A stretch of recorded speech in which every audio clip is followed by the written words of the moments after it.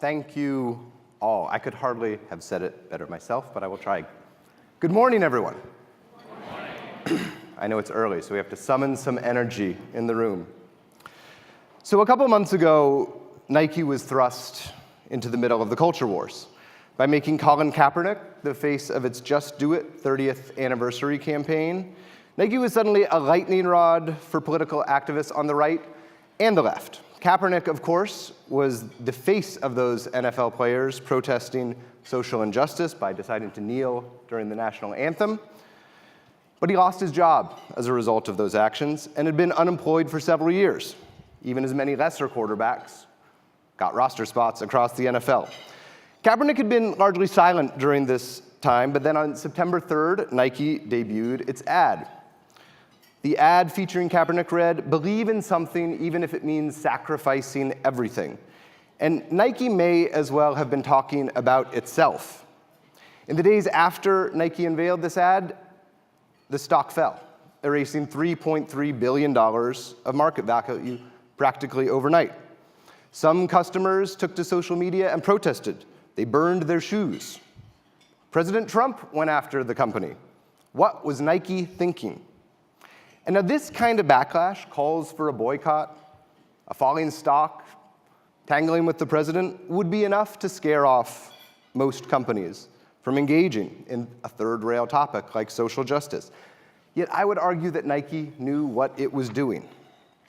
After the initial furor died down, the stock rebounded, erasing those earlier losses and reaching new all-time highs. Online sales in the days after the ad debuted jumped 31%. Analysts upgraded the stock. And while Nike CEO Mark Parker declined to talk about his decision to make Kaepernick the face of his brand, he had already made his views clear. A couple years before this, in a letter to employees, he wrote, "Nike stands against discrimination in any form. We stand for racial justice." Yet now, Nike's values were really being put to the test. Suddenly, Nike wasn't just a shoe company. It was a political force. It was a social justice warrior. It was a hero of the left and a target for the right. And of course, these days, Nike is hardly alone. Just in the last year, Starbucks conducted racial bias training after police arrested 2 black men in one of its stores. Delta tangled with the National Rifle Association. Chobani drew fire for hiring refugees. And at Patagonia, right now, they are suing the president and this administration for its decision to reduce the size of national monuments. These flare-ups are all part of a broad recasting of the voice of business in the nation's political and social dialogues. And they demonstrate the growing force that CEOs have in the national debate. On topics ranging from healthcare to gun law, to birth control, the biggest brands in the country are now being forced to take a stand. It's hard to overstate what an abrupt change this is for corporate America, as you all know. Until recently, companies avoided controversy at all costs. Because to state the obvious here, business and politics don't necessarily mix. Customers can be offended, colleagues can feel isolated, relationships with lawmakers can suffer. Words and actions can backfire, resulting in public relations disasters. All this, as a chief executive, is expected to constantly grow sales. This is not what most CEOs think they are signing up for when they agree to take the reins of a company. But being a CEO no longer just means running a profit and loss statement. It means taking political stands on everything from immigration to gun rights, and it means weighing in on tariffs and taxes. It means being prepared to articulate your values and the values of your company when you least expect it. As Dan Schulman, the CEO of PayPal, said when I interviewed him for the corner office recently, taking a stand, he believes, is now part of the job. Companies, and by extension their management teams and their CEOs, have a moral obligation to be a force for good, he told me. I don't think there's any way we can shirk that responsibility, and I don't think there's any way to fully stand away from the culture wars around us. You have to take a stand. Now, companies have wrestled with issues of race, class, and gender for generations now. On February 1st, 1960, 4 black college students sat down at a segregated lunch counter at the Woolworth's department store in Greensboro, North Carolina.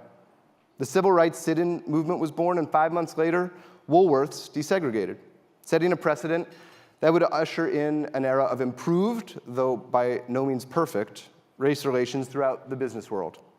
Decades later, activists called on American companies to withdraw from apartheid South Africa. Under pressure, many big companies, including General Motors and Pepsi, pulled out. By the 1990s, a few progressive corporate actors began to take the initiative on their own. Apple, Disney, Xerox extended healthcare benefits to partners of gay and lesbian employees, helping to pave the way for a broader acceptance of gay rights. But for the most part, companies got political only under duress. Rarely have CEOs gone looking for a fight. Instead, the prevailing view of the appropriate role for companies was one articulated by Milton Friedman in the New York Times Magazine in 1970. The social responsibility of business, he said, is to increase its profits. Today, though, a new group of executives are unafraid to use their influence in the political arena. In 2015, after Indiana passed a law that would have made it easier for religious conservatives to refuse service to gay people, Mark Benioff, the CEO of Salesforce, canceled all events in the state and threatened to relocate employees away from Indianapolis. The outcry from Benioff and other business leaders helped force politicians, including Mike Pence, then the governor of Indiana, to reverse course. CEOs wield economic influence, Benioff told me recently. Nobody wanted to lose those jobs in Indiana, but we had to make a statement that we were going to withdraw if they were going to create laws that were going to discriminate against our employees. The business community's triumph in Indiana emboldened progressive executives, and since then, many have become more willing to confront these third-rail topics unprompted. Randall Stephenson, the CEO of AT&T, recently addressed racial tensions in America at a meeting of some 2,000 employees in Dallas. Black lives matter, he said during a speech. We should not say all lives matter to justify ignoring the real need for change. Hamdi Ulukaya, the founder and CEO of Chobani, has hired hundreds of refugees. This drew the ire of the far right, but made it a cause célèbre among certain progressives. And even before the showdown in Indiana, Tim Cook, the chief executive of the largest company in the world, Apple, came out as gay, the most prominent executive to make such an announcement. I'm proud to be gay, he said. I consider it one of the greatest gifts God has given me. Even institutional investors today are starting to come around. Earlier this year, Larry Fink of BlackRock, the world's largest asset manager, sent a letter to the CEOs of the world's largest companies. In it, he said expectations had changed. It was no longer enough to make a profit. You were expected to make a difference now, too. Society is demanding that companies, both public and private, serve a social purpose, he wrote in a letter to CEOs. To prosper over time, every company must not only deliver financial performance, but also show how it makes a positive contribution to society. Now, when CEOs speak out, the world listens. Sometimes policies even change. Once Salesforce took that stand in Indiana, other leaders joined the protest, including the head of the NCAA, who said that the college athletics group might move its headquarters out of Indianapolis. Under pressure, then Governor Pence approved a revised version of the law, which forbade businesses from denying service to customers because of their sexual orientation. A few years later in North Carolina, a similar situation played out. State lawmakers introduced a bathroom bill that discriminated against transgender people. And in short order, Brian Moynihan, CEO of Bank of America, Dan Schulman of PayPal, and others spoke out, threatening to pull out business. The damage to North Carolina's economy would have been real. One estimate suggested that the law would have cost the state nearly $4 billion in lost business over a dozen years, and North Carolina, unsurprisingly, eventually backed down. And yet, it's still easy to understand why a CEO might want to avoid all this political business. Oftentimes, taking a stand can seem like a lose-lose scenario. Companies, after all, have inherently diverse employees, and taking a stand can be a no-win situation for CEOs. For every employee, investor, and customer they make happy, they may well make someone else unhappy. Not only that, but we currently have a president in the White House who is unafraid to use Twitter as an economic weapon against companies that displease him. Just in 2 years, President Trump has gone after Amazon. He's gone after Boeing. He's gone after Facebook, General Motors, Lockheed Martin, Merck, Nordstrom. He's gone after Toyota. The list goes on. I don't have enough slides in my PowerPoint deck. And for CEOs, of course, this cuts both ways. Say the wrong thing, and you can draw President Trump's wrath. But suggest you're willing to work with him, and you can draw fire from his detractors. Kevin Plank, the founder and chief executive of Under Armour, built a brand that celebrates diversity, sponsoring athletes like the basketball player Steph Curry and the ballerina Misty Copeland. When asked to serve on one of the president's early business advisory councils, Plank agreed, voicing some guarded optimism about President Trump. He said, to have such a pro-business president is something that is a real asset for the country. It was a milquetoast answer to a throwaway question, but it turned into a scandal for Kevin. Overnight, his star sponsors disavowed him. I strongly disagree with Kevin Plank's recent comments in support of President Trump, Copeland said. Steph Curry, using fewer words, also expressed his distaste for the president. Before long, Under Armour had to take out full-page newspaper ads clarifying their CEO's comments and stating his opposition to President Trump's travel ban. But if Kevin thought that that was the end of it, he was wrong. Under Armour's stock was downgraded, and one analyst wondered whether the gaffe would, quote, make it nearly impossible to effectively build a cool urban lifestyle brand in the foreseeable future. Months later, when Plank tried to distance himself from the president again, it just got worse.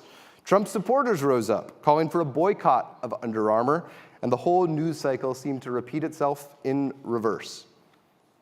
A similar situation played out earlier this year after the terrible shooting in Parkland. Student activists there began going after the National Rifle Association and any company that worked with them. And when they found out that Delta Airlines had a partnership that offered NRA members discounts, they made a ruckus. Ed Bastian, the CEO of Delta, didn't equivocate when he found out about this. He immediately scrapped the partnership, which incidentally was barely used, and it was a victory for the Parkland activists. But the gun lobby, predictably, went nuts. Conservative lawmakers in Georgia rose up, and as punishment for his decision to throw away this tiny partnership, the state legislature moved to withdraw $50 million in tax breaks that had been promised to the company. It was a material event for Delta, but the kind of thing that might have caused some CEOs to think twice about their actions. But for Ed Bastian, it was an obvious choice. Our values are not for sale, he said. Hamdi, the CEO of Chobani and a Turkish immigrant of Kurdish descent, is a big supporter of immigrants and refugees, hiring them to work on the factory floor. And for this, he has been personally threatened, and his company has faced a boycott. Breitbart News mounted a smear campaign against him, as did Alex Jones, the conspiracy theorist behind InfoWars. Now, Ulu Kaya did not exactly embrace this controversy. He declined to be interviewed when I wrote about it at the time, keeping his head down and doing his work. But behind the scenes, he doubled down on his efforts. Chobani continued to hire refugees. He started the Tent Foundation, which gets businesses to work alongside him hiring refugees. And he sued Alex Jones and won, drawing a rare public apology from InfoWars. Finally, when this had all died down earlier this summer, I interviewed Hamdi. And though he declined to engage in a war of words about this, he made clear that he had given the issue plenty of thought. Silence is criminal these days, he told me. You have to get involved. You have to raise your voice and you have to take a stand. We can't solve all the problems, but we have to make sure that we stand for something. Now, this is a delicate balancing act for CEOs, of course. Fail to engage, and you can appear aloof and callous. Go too far in one direction, and you can enrage the right. Stray too far in the other, and you can upset the left. There's no easy answers for this, And once executives take a stand on one issue, it's very hard for them not to be drawn into every last controversy. The most dramatic moment in this new combustible era of brands, business, and politics came last summer. After white nationalists in Charlottesville protested the removal of a statue of Confederate General Robert E. Lee, leading to a violent protest that left one woman dead, chief executives were paying close attention to President Trump's response. Among those watching was Ken Frazier, the chief executive of the drug maker Merck, and one of dozens of executives who had previously agreed to serve on these business advisory councils. When he joined the President's Advisory Council earlier in the year, Frazier already disagreed with the President's stances on immigration and climate change, but he believed it was important to have a seat at the table. "I joined because the President asked me to join," he said when I talked to him later in the year. "And I thought it was the right thing to do as the CEO of a company like Merck."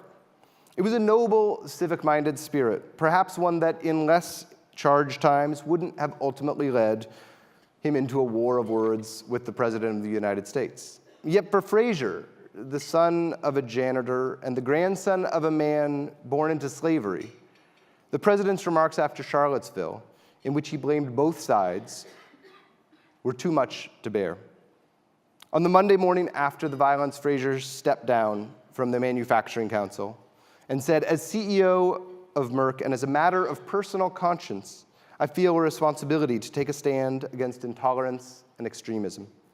The President, are we surprised, took to Twitter, lacerating Frazier and attacking Merck. Now that Ken Frazier of Merck Pharma has resigned, he will have more time to lower rip-off drug prices. But by the end of the day, Ken Frazier was not alone. The CEOs from other companies, including Under Armour and Intel, had dropped off the same advisory group. By the next morning, that council was finished, and the following day, another presidential advisory group was also tottering. The Strategic and Policy Forum, a group of some of the most powerful chief executives from the country, held a conference call and agreed to disband. And as some of the most powerful names in the business community turned their back on the president, they took the opportunity to publicly reaffirm their own values, the values of their company, and in some instances, knock the president. Jamie Dimon said, "The equal treatment of all people is one of our nation's bedrock principles. There is no room for equivocation here. The evil on display by those perpetrators of hate should be condemned." Mark Bertolini of Aetna said, "I am ashamed of our president's behavior and comments." And it was a remarkable rebuke of a supposedly business-friendly president by the biggest names in corporate America. The president, of course, took to Twitter. "For every CEO that drops off the Manufacturing Council, I have many to take their place. Grandstanders should have gone on jobs." Supporters of the president went on the attack too. And here, the media started to go after these CEOs. Lou Dobbs of Fox Business Network said, "Every one of those CEOs, mark my words, is a coward and a grandstander in the service of the left." John Carney, a business editor for Breitbart News, wrote that corporate America, quote, "is part of the opposition." He went on, "The confederacy of the media institutions, the American left, corporate America, has aligned itself against the populist uprising that brought Trump to the White House. Quote, the battle lines are clear." Now, it's a fair question to ask. Is this really the right role for business to be playing? Companies, after all, are supposed to be in the business of making money, not setting social policy. Would it not be better for CEOs to keep their mouths shut about these thorniest of social issues? Besides, corporate America is already enormously influential, holding sway over tax policy, cultural fads, and more. Do we really want CEOs to be the loudest voices in the room when it comes to political beliefs, too? And I would also add that there's reason to be somewhat cynical about at least some of these motives. Nike is one of the greatest marketers of the last 50 years. Are we really to believe that they didn't expect to turn a profit by signing on Colin Kaepernick? How much of this moralizing is simply lip service for a new generation that expects their brands to have a conscience? Would they still be speaking out if real profits or even their jobs were on the line? And if so many of these CEOs were not white men, a pact that was painfully obvious as I put my slides together, would they still be afforded the same leeway to speak out on these sensitive topics? Wherever you stand on these questions, this ship has already sailed. Social media, the 24-hour news cycle, and recent precedent has made it almost inevitable that business is going to get drawn into a political flap, getting pulled to the right and the left. Just last month, CEOs had to distance themselves from one of their major sources of funding, the Saudi government, after the apparent state-sponsored murder of journalist Jamal Khashoggi. And yet here's the wrinkle. When these debates do happen, and it's only going to continue, it's relatively easy to predict where companies are going to land. By and large, companies are going to come down on the side of tolerance, of inclusion, of diversity. And there's an obvious reason for this, I would suggest.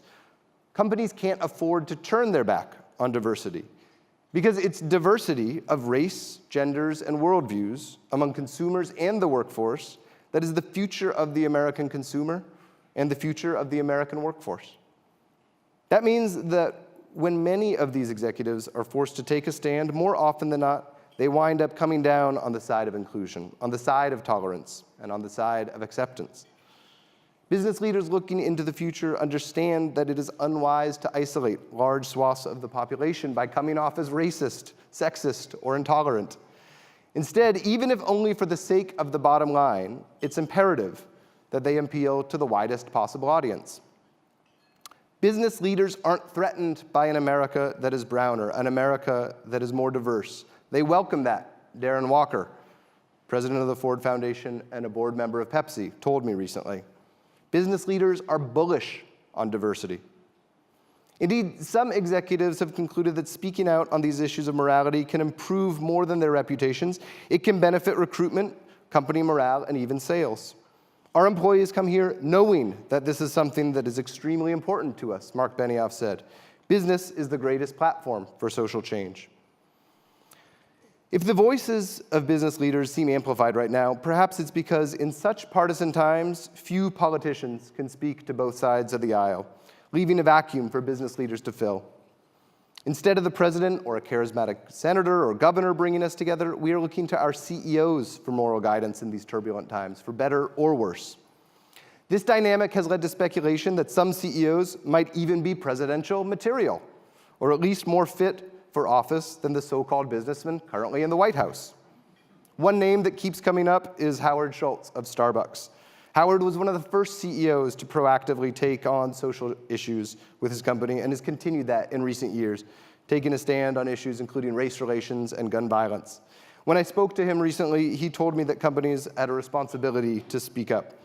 Not every business decision is an economic one, he said. The reason people are speaking up is that we are fighting for what we love and believe in, and that is the idealism and the aspiration of America, the promise of America, the America that we all know and hold so true. So in closing, I would ask you, as business leaders, as employees, as consumers, what is your company's role in these political and social debates? How can you make a difference on issues that you care about? What are you willing to sacrifice? Your relationships? Your profits? To fight for what you believe in? Because there's no doubt about it, some of these issues can be polarizing, and we're in largely uncharted water when it comes to business and politics. But the CEOs I've discussed here today are finding a responsive audience for their employees and their consumers because they are speaking to our common humanity. They're espousing values that so many of us aspire to and that reflect the best of our country. They're exhibiting moral leadership at a time when it is dearly lacking in Washington. And never was this more true than in the days after Charlottesville, when the CEOs, led by Ken Frazier, finally spoke up. Ken, the black chief executive of a $175 billion company, a multimillionaire who was born into a poor neighborhood in Philadelphia, a former lawyer who fought for civil rights and agreed to advise the president. He offered remarks that set the tone for the business world at large. Our country's strength stems from its diversity, he said. America's leaders must honor our fundamental values by clearly rejecting expressions of hatred, bigotry, and group supremacy, which run counter to the American ideal that all people are created equal. It was a statement of defiance, but also one of purpose. It was a reminder that companies are capable of making values-based decisions and wading into political waters when needed. And it was a message from one man who was willing to risk his reputation, his company's goodwill, and perhaps even his job to stand up for what he believed in. The CEOs had found their voice, and the world was listening. Thank you.